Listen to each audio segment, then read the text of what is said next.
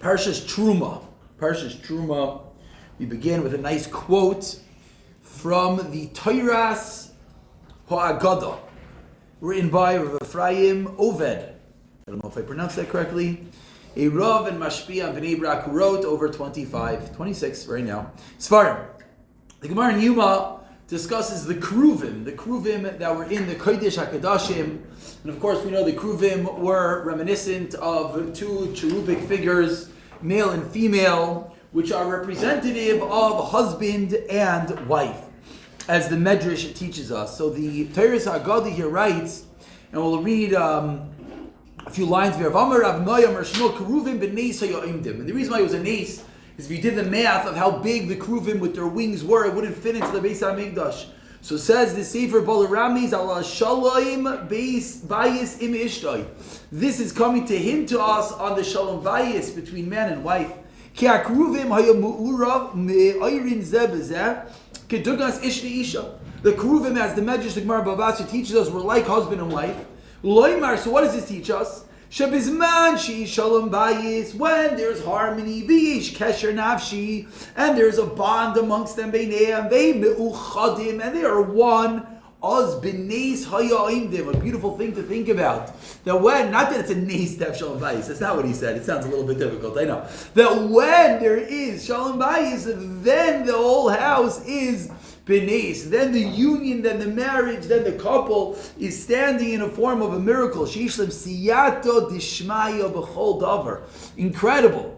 Maybe some want to say that it's also a nace to have that level, but once you're there, you're living a life of nace, a life of miracle, and thereby what happens when you live a miraculous life?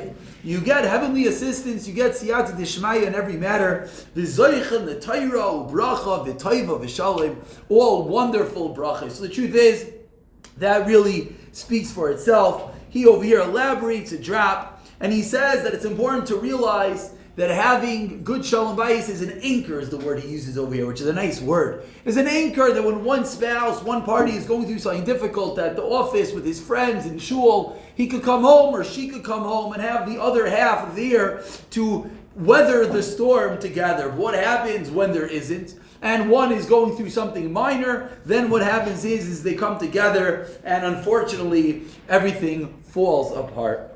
But a little bit of effort to work on the marriage, to work on the relationship, of course, you'll see wonderful improvements. What does that have to do with Parshas Terumah? What does it do with Parshas Terumah? So, it doesn't have to do with Parshas Terumah about the Kruvim.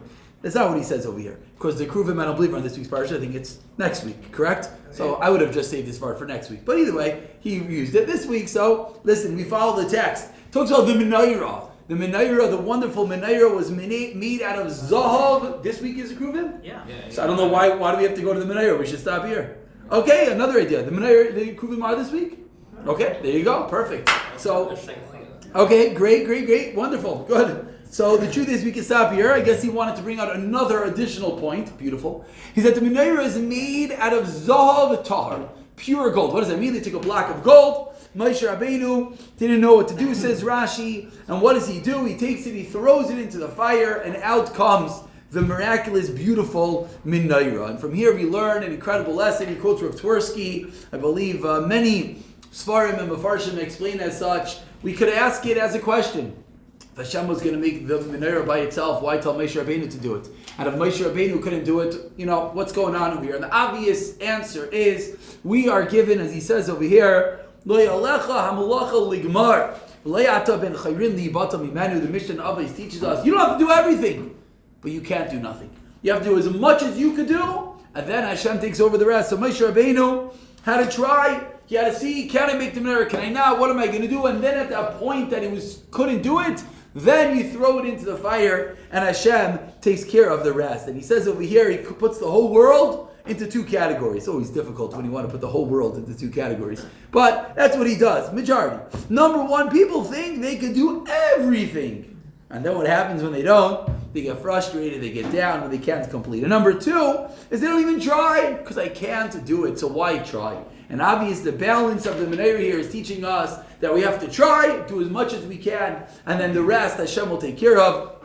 And obviously, the connection over here is, when it comes to relationships, is the same thing. That's maybe part of the nace. He wants to stretch it a little bit. That you do what you could do, and Hashem will fulfill the rest. And here's a beautiful story over here with the Kleisenberger Rebbe.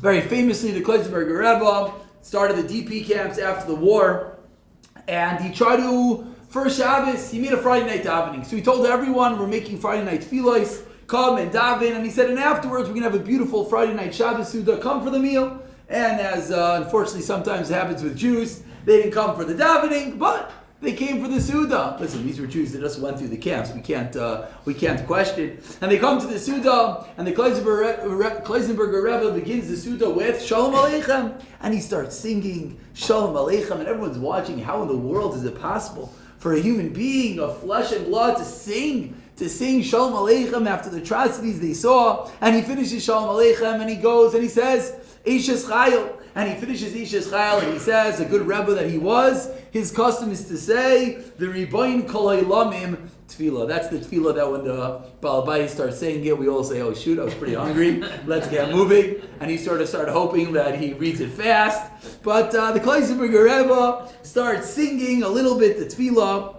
and he gets up to the following section. And as you'll be able to tell that I obviously don't say this every night, we're going to read this inside. The Tefillah says as follows. Ana melech malchem lachem. Please Hashem. Tzavei l'malachecha malachei yasharis. Command your malachim. Mishar se'elyon, from up on the high. She'yifkeduni b'rachamecha. Yeah, it's a song, so that's how some of us know it. She'yifkeduni b'rachamecha v'yivarachuni. They should give us mercy and bless us. B'bayim lebeisi, when we come to our house. Why? Ki hedilakti neiroisai v'yitzati mitasi. Now we're all realizing, those were the words of the song. Because I lit my candles, and you get to certain Gemaras and you start singing, and then you realize you don't know any of the words, and you try to wait, did I mess up or the Gemara mess up? Either ways, the tefillah goes, I lit the candles and I made my bed, and I changed my clothing, lichvod hashabat, for the honor of Shabbos. Says the Kleisenberger Rebbe, he stops at this tefillah, and he says, let's rearrange the words a little bit. He said, someone can make a new song now with his version. He says, Ta Hashem, Riboin Kol Ha'ilamim, Ki hidlakta mitasi. You Hashem, hidlakta, you burnt mitasi, my bed. The Kleisenberger's wife and 12 children were niftar. So he says to Hashem, you burnt up my entire bed. Yet hitzati neiroisecha. Yet I still have arranged your candles. And he concluded with a tefillah that Hashem should bless him and everyone else. And how does this connect with everything we're doing? This is a classical story. One could have given up hope. One could have said, I can't do it, it's impossible. He just went through the war, he went through everything, yet he decided he's going to do what he's going to do. He's going to try, he's going to make the tefillah, he's going to make the suda, and then ultimately ending with a beautiful tefillah telling Hashem, maybe I did not light the candles and set my bed. Maybe you burn my bed and I'll light the candles, but ultimately you should bless everyone. And I guess that will be the bracha that we'll conclude with. That b'siyata d'shmaya, everyone working on their marriage, which learning Hilchas Nida is a tremendous part of that, should be zeicha to the nes, that our houses will stand b'nes. Can you imagine? Our houses are miraculous houses, and thereby we'll have the siyata d'shmaya to be zeicha, the Torah, the bracha, taiva v'shalom, etc. Beautiful.